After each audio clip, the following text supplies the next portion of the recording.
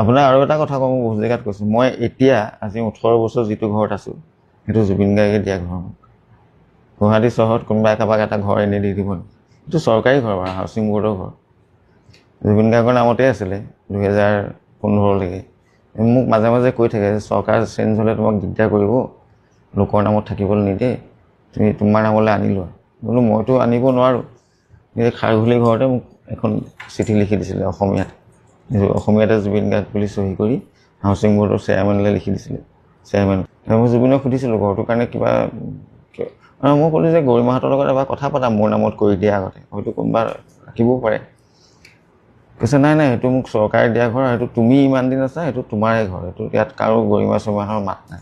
কাৰণ তেওঁৰ নিজৰ ভায়েকহঁত ভাড়াঘৰত থাকে, খুৰাকৰ পুতেক, মোমায়েক থাকে, কাৰোবাক দিবও পাৰে। মই একদম শেষ বাক্য আছিলে মোক।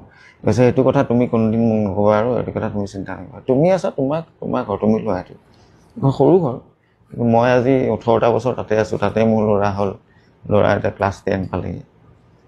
গতিকে সেইটো মহানুভৱৰ মানে সাংঘাতিক। মই ঘৰটো দিয়া বুলি কোৱা নাই, ইয়াতকৈও ডাঙৰ বস্তু মানুহক দিছে, কিন্তু সেই ঘৰটো তেওঁ ঘৰৰ মানুহ এজনকো দিব পাৰিলে, মোকে দি থৈ গ'ল।